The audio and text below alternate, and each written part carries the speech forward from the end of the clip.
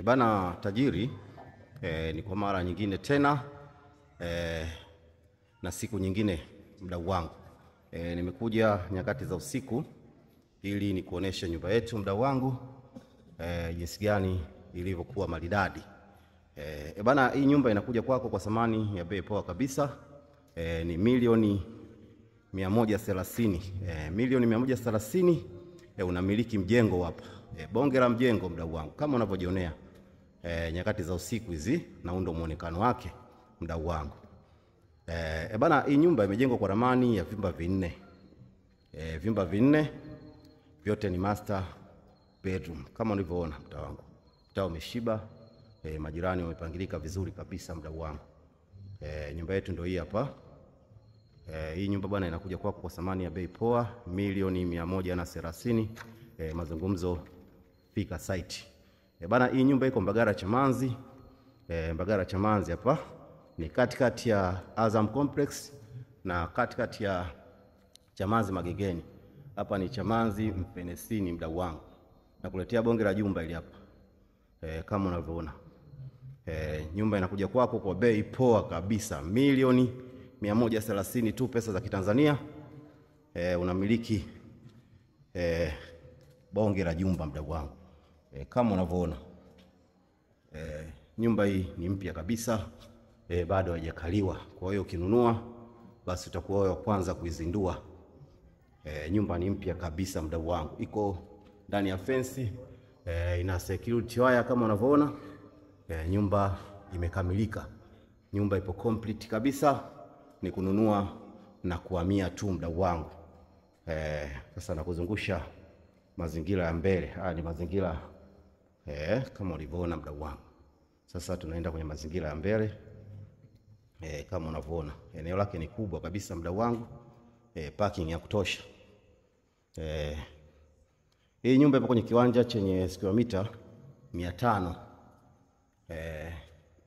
Square mita 500. Hapa bwana ni squat area. Hilo upimaji ushafanyika.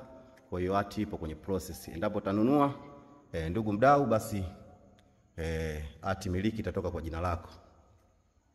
Nyumba hii hapa mdau wangu maridadi kabisa. Huu ni muonekano wa usiku.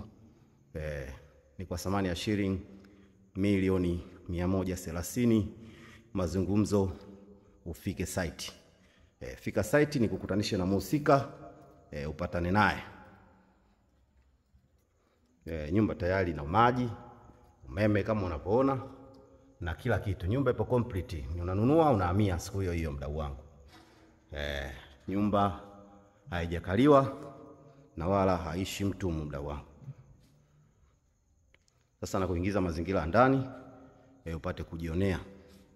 Hii nyumba yenye ramani ya vyumba vinne vya kulala, viwili ni master bedroom, viwili ni single bedroom, ina sitting room, ina dining, ina jiko safi kama unavyoliona. Jiko safi kabisa mdau wangu.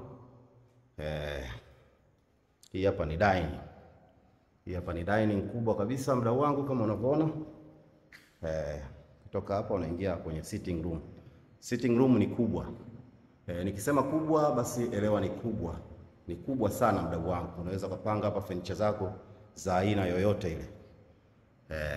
Sitting room hii hapa. Sasa nakupeleka kwenye vyumba.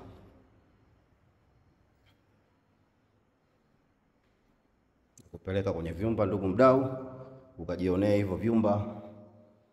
Hivyo vyumba vyote vinne uvione. Chumba hiki ni public toilet. Hii ni public toilet ndugu mdau.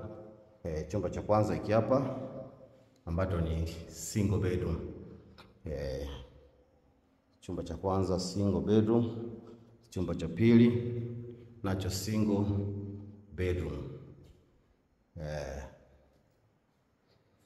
Bana hiki hapa ni chumba cha tatu kama nilivyokuambia. Sasa vyumba viwili ni master. Cha tatu hiki hapa ni master bedroom. Cha tatu hiki hapa ni master bedroom. Kama unavyoona. Hapo bado choo cha kukaa. Choo kiko tayari. Ukinunua unamaliziwa hivyo vitu vidogo vidogo kama vile milango na hivyo vyoo. Chumba cha 4 hiki hapa cha baba mwenye nyumba. Baba wa familia, baba mwenye nyumba. nyumba hii hapa. Hiki hapa chumba chako.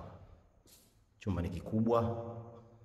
Unaweza kuweka hapo kitanda, dressing table na matakataka yote. Store yake hii hapa.